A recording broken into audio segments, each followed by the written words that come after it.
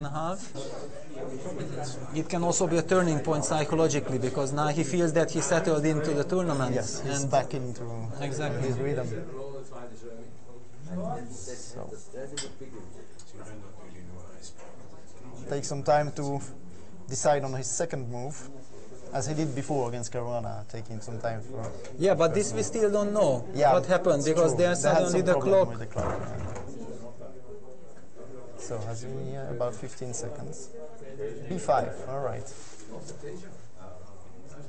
So I think he wants to have fun in this tournament, in this Blitz tournament, but still the fun should not spoil his three whites. And definitely, yeah. Unless he doesn't really mind, but. So we have a very unusual position. White parted with a central pawn and got the B pawn. I think usually it happens with reverse colors when white plays B4 and black plays E5. Yeah, that's how we are getting this position.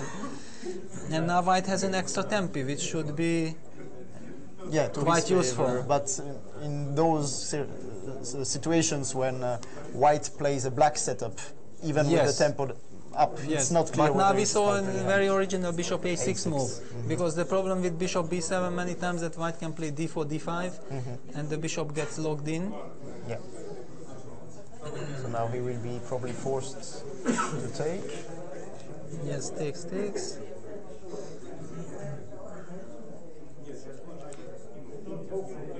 Well, very difficult to say something about the position. It's clear that in long terms black has an extra pawn in the center. But white has the initiative, so it's not clear if black really will free himself easily. So knight e5. Maybe queen c8. Maybe queen c8. It's a typical Queen's India move. Yeah, queen c8 to play d6. To play d6 and also to put the queen to b7. Yeah, now queen f3 is the natural. But maybe d6 or d5 can be an idea for. But maybe d5 is now also possible from white side, but it feels a bit early. Exactly, queen f3, knight b4. So the knight cannot go back to d3. So yes, but knight g4, clever. Yeah, he changes the knight from f6. He removes the defender, and this knight on b4 is a bit artificial. Yeah.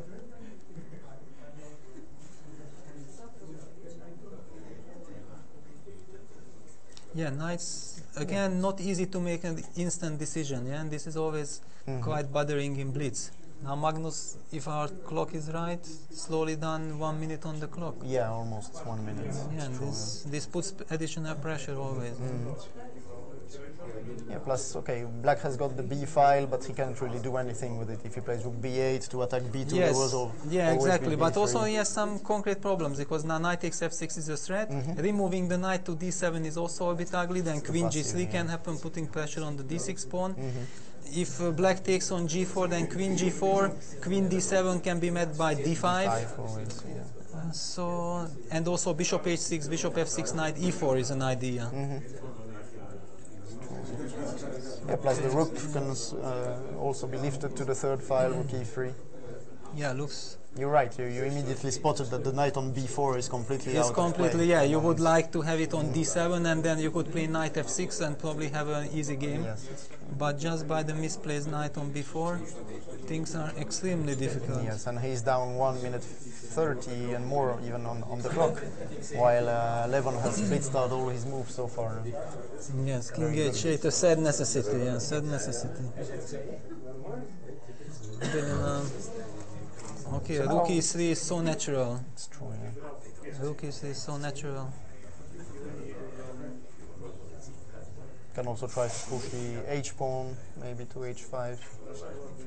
But the problem, once you push the pawn, then you never have this rook e3 idea, and actually it's clear that he is considering it. Yes. But black's problem also, it's not clear what is the next move.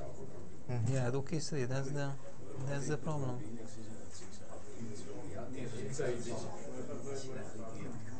Yeah, black's position is already quite ugly. It's extremely ugly and very difficult to play, so...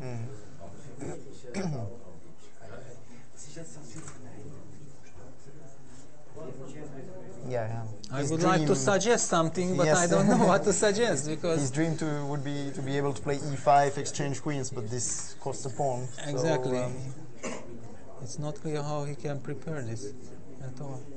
Could try to sacrifice the knight to on d4 and then give the pawn. It's still just a pawn down, but yeah, and also rook h3, queen h5 is... mate is coming indeed. Mate is coming.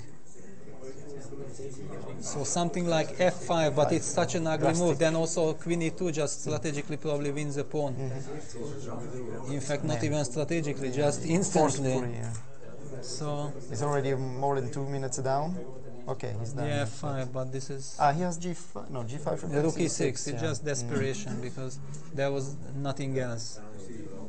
There was just nothing else. Yeah, and it's a position where you even cannot fight. It doesn't matter if you are the best player in the world or not. Yeah, rook f6 maybe saves the pawn for... But then bishop g5, back rook to f7. Yes. Still very, very artificial.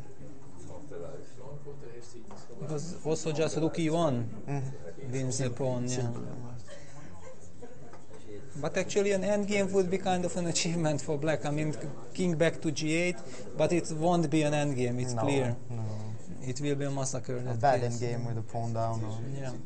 Okay, but that's what I meant, that even that would be already not such a bad scenario for black, because things can only get worse. That's probably what he wants to do now, exchange. And then he has knight d3 maybe, if after the... Yes, the but okay, exchange. white can first play a3, and after knight a6 take on e6. And then also d6 and c6 are extremely vulnerable. But he will have knight c7 then, with tempo. So he can, of course it's lost position, but he can fight. Because that's all he can do in this position. Yeah, healthy pawn And up. now king g8, king f7. And if he gets king f7, knight e6, then at least he can try to hang on for a while. He might play c5, but okay, rook d8 maybe. So he's down to 20 seconds, 19 against 2 minutes. But his task is a bit easier now. I mean, he can breathe a bit. Exactly, and he knows his next moves. Yeah, king f7, knight e6. If white tries to win immediately, then he will bring his rook. And also white still lacks a move on the first rank. Yeah, so so f3 is a good move to prepare. Yes. So Levon decided to take it slow. After all, he's pawn up and has the better structure. So better structure, better time, clearly.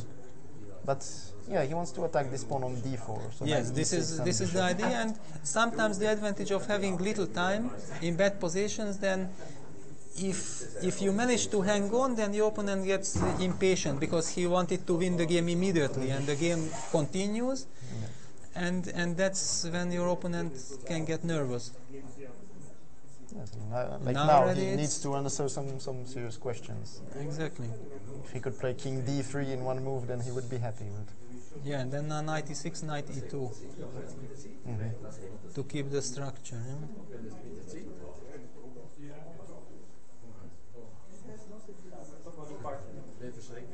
Yeah, now knight e2, rook b3 is an idea. He will activate his rook via the b file, and this is then. I know he then goes d4. So now he can take with the knight on d5. So now his advantage is huge again. Bishop there. Okay, he still has bishop e5. Rook e7. Rook e7. Yeah, so rook b5 maybe. He has to play rook b5, yeah, to keep the structure, and then king d1 to kick the bishop, and then start everything again. Yeah, but no time to play king d1. Yes.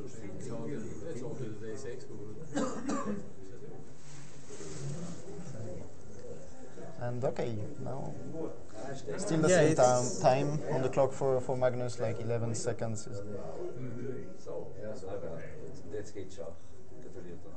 So now he should try to prevent rook c2 cannot be played immediately. So maybe bishop e5.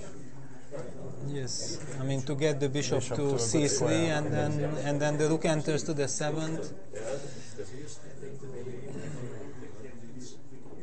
Bishop c3, bishop b6. So he could have checked first, maybe on b7 before moving back. Yes, maybe. But still, he's in with the rook now, while the black rook is a bit much more passive, in fact.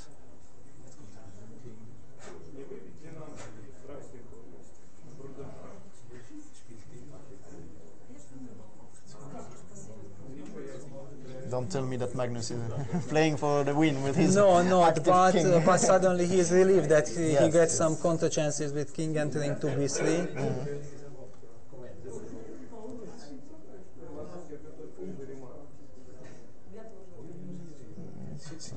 No, it's not so easy. Yeah. The king has to be careful now. Rook e6 check. Okay. Actually, I was surprised that Magnus didn't give the check, but maybe this. But maybe now white can play f4 and bishop e5, bishop e1. He wants to play bishop f2. Yeah.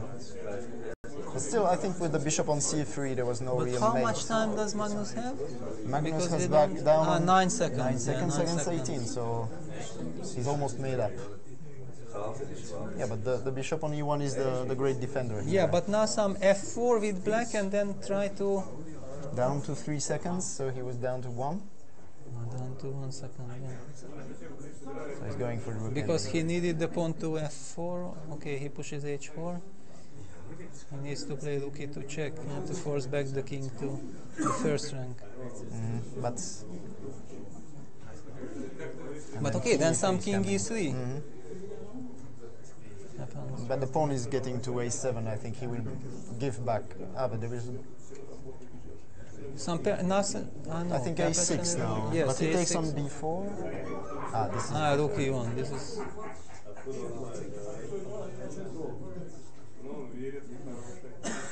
Yes, because the pawn fell down. That's why Levon pushed back the clock.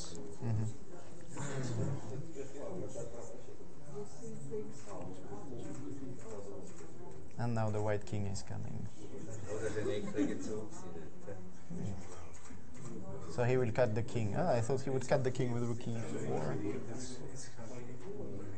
And f4. And f4.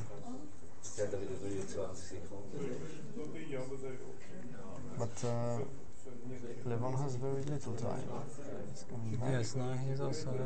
So now he needs to go after g6. What a defense by Magnus. Incredible defense because he was completely lost. But it's still very difficult.